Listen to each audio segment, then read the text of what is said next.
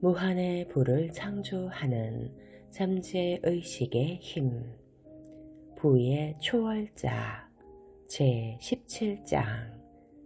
믿음의 힘을 사용하라. 어떻게 될 거라고 가정하고 느끼는 내용은 내면에 주관화되고 우주의 스크린, 즉 내 주변의 세계에 객관화된다. 그렇게 되리라고 계속해서 가정하면 그 내용은 반드시 현실에 펼쳐진다. 믿는다고 입 밖으로 말한 내용은 다짐과 내면의 믿음을 반영한다. 믿음은 눈으로 볼 순 없지만 앞으로 일어날 일에 대한 증거이자 예언이다. 믿음은 그 대상을 끊임없이 불러들이기 때문에 어떤 의식 상태에 있든 결국 언젠가는 밖으로 드러난다. 어떤 물건을 갖고 싶을 땐 정말 그 물건을 가진 것처럼 상상하고 느껴야 한다.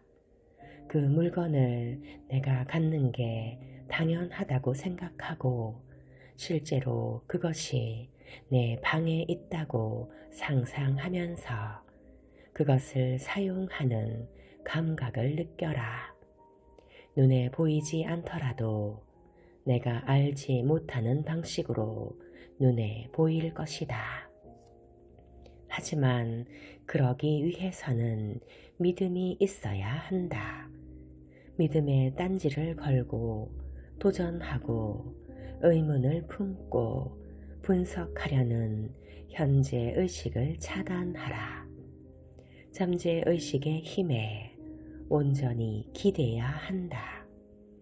오감의 세계를 떠나 영적인 세계에 들어가야 한다. 잠재 의식의 법칙을 사용하면 감각적인 증거를 무시하고 나 자신을 한계에 가두지 않을 수 있다. 나아가 내가 원하는 사람이 되고 원하는 일을 해내고 가슴이 원하는 것을 쟁취할 수 있다. 잠재의식의 힘에 의문을 제기하거나 의심을 들게 하는 모든 것과 모든 사람을 멀리하라. 그릇된 믿음과 의견으로 가득 찬 마음을 깨끗이 씻어야 한다. 그릇된 믿음과 의견이 있을 때 현재 의식은 논쟁한다. 이상이 현실이 되리라고 굳게 믿는 심리적인 상태가 자리 잡을 때 상상력과 창조력이 사용될 수 있다. 나의 깊은 자아를 믿어야 한다. 깊은 자아를 오롯이 인정하고 그 힘을 절대적으로 믿어야 한다. 감각적인 증거를 거부하고 욕망이 실현되리라 생각하라.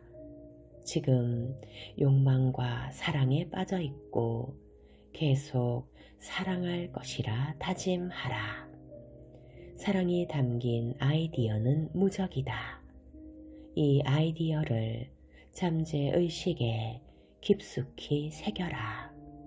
특히 평화로운 상태에서 잠재의식에 명을 내리면 잠재의식은 반드시 무언가를 가져다 준다.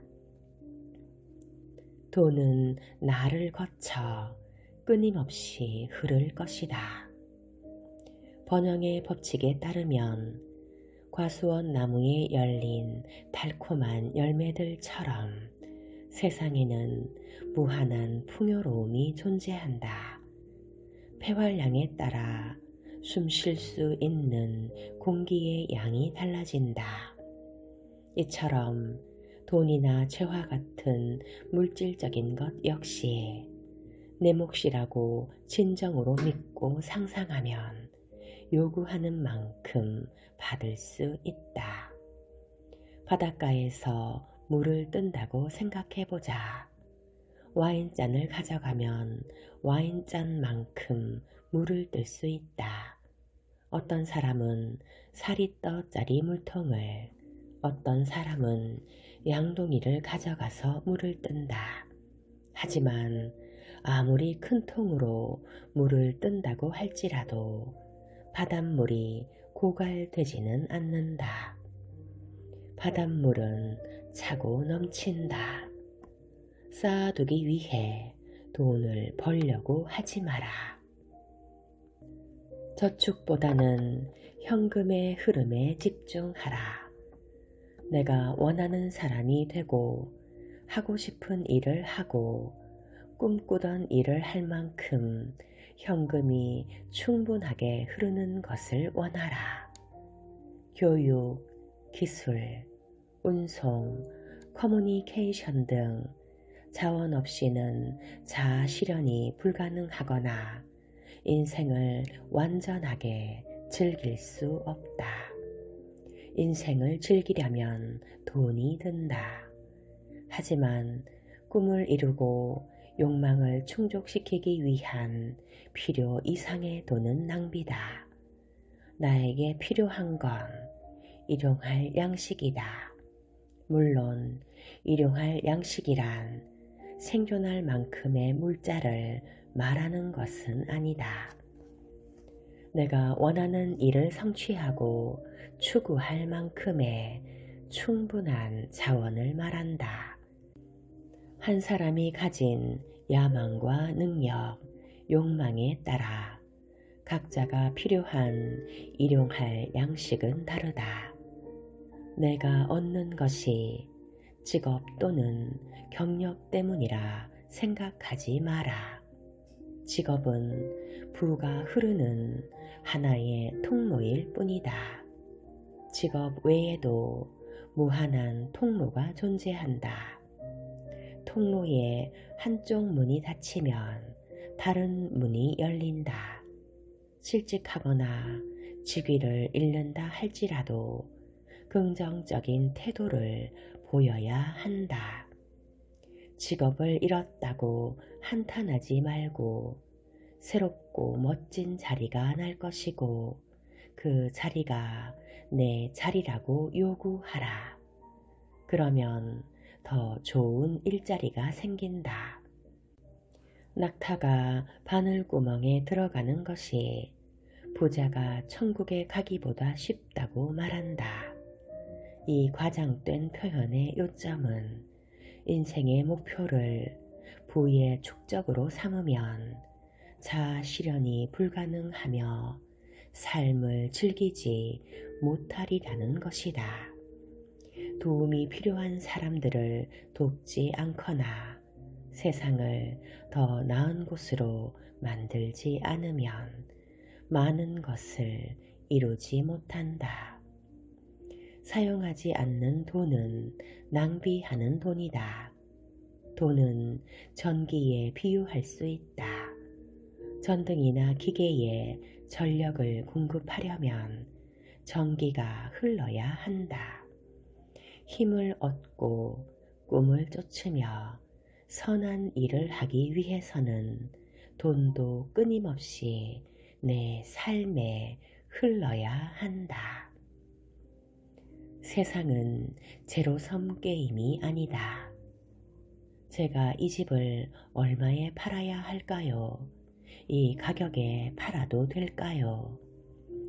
이런 질문을 하는 사람이 많다.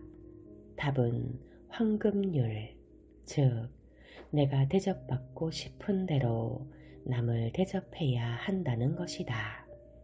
황금률은 생명의 원리다. 입장을 바꿔 생각해보자. 만약 내가 집을 사는 사람이라면 이 가격에 지불할 용의가 있을까? 이 가격에 산다면 내 마음이 편안할까? 구매자 입장에서 공정하고 공평한가? 이 질문들에 예라고 답할 수만 있다면 알맞은 가격이다. 아니면 내심 상대방에게 너무 큰 금액을 요구한다고 생각하는가? 구매자를 속이는데 스스로 재주가 있다고 생각하는가? 미묘하거나 비밀스럽게 상대방을 이용하려고 하는가? 만약 그렇다면 황금률의 법칙을 역행하는 것이다. 황금률의 법칙을 올바로 사용할 때만이 진정으로 번영한다. 다른 사람의 재물을 훔치거나 속이는 사람들은 결국 손해를 볼 수밖에 없다. 다른 사람이 나를 대했으면 하는 방식으로 다른 사람을 대하라 라는 황금률을 잊지 마라. 다른 사람의 돈을 뺏지 않고도 부자가 될 수 있다. 그러니 제로섬 게임의 유혹에 빠지지 마라. 경제학의 게임 이론에 등장하는 제로섬 게임에서는 승자가 되기 위해 다른 사람을 지게 만들거나 다른 사람의 것을 빼앗아야 한다. 체스는 제로섬 게임이다. 한 선수가 이기면 다른 선수는 진다. 사람들은 번영하려면 제로섬 게임을 해야 한다는 그릇된 생각을 한다. 하지만 그렇지 않다. 다른 사람을 눌러야 번영할 수 있다고 생각하지 마라. 다른 사람의 부와 성공에 관해 질투할 필요도 없다. 질투는 다른 사람을 높이고 나를 끌어내리는 것과 같다. 우리가 번영하는 길을 막아 번영하지 못하게 한다. 잠재의식의 법칙은 특정 개인에게만 적용되지 않는다. 모두 믿는 대로 이루어진다. 질투는 에너지 낭비이자 파괴력을 가진 감정으로 나에게 한계가 있다는 그릇된 믿음을 담고 있다. 다른 사람들의 성공을 기뻐하면 나 자신의 성공도 끌어당긴다. 다른 사람들과 나는 하나로 통합된 전체에 속해 있음을 깨달아야 한다. 경쟁이 아닌 창조의 관점에서 생각해야 한다. 부는 인간의 독창성의 산물이므로 예상치 못한 순간에 뚝딱 창조된다. 그리고 나뿐만이 아니라 다른 사람들도 재물의 혜택을 누릴 수 있다. IT 산업만 봐도 똑똑한 발명가와 기업가의 마음이 산업을 창조하는 것을 알 수 있다. IT 산업에 출자한 투자자와 사업가는 다른 사람들의 시간과 노력, 기술을 이용해 엄청난 돈을 벌었지만 그만큼 사람을 고용했고 수입을 창출했으며 전반적인 삶의 기준을 높였다. 예술 창작과 공연을 통해 부를 창출하는 예술가와 음악가 역시 마찬가지다. 부동산 중개인이나 주택 소유자들은 부동산 시장이 느리게 움직이네요. 변동이 없습니다. 라며 한탄한다. 이들에게 내가 전하는 조언은 사거나 팔 수 있는 모든 재화에 적용된다. 무언가를 사고 팔고 싶다는 것은 변화를 주고 싶어서 재산이나 주택을 시장에 내놓는다는 것을 의미한다. 동시에 누군가는 물건을 넘겨받을 용의가 있다는 것을 뜻한다. 무엇을 사고 팔 때는 적당한 때 적절한 사람이 나타난다. 나의 잠재의식은 나의 물건을 사거나 내가 원하는 물건을 팔 사람을 연결해 줄 것이다. 나는 끌어당김의 법칙을 사용해 만족할 만한 거래를 할 사람과 만날 것이며 잠재의식에서 이미 거래가 이루어졌다는 느낌을 받거나 확신이 들면 자신감과 신뢰가 솟아난다. 조금만 기다려보면 답이 나온다. 기대치가 가장 낮을 때 답이 나오는 일도 있다. 제로섬 게임을 하는 대신 나 자신을 위해 노력하라. 자아를 실현하고 더 나은 세상을 건설함으로써 타인을 도울 수 있는 부를 창출하라.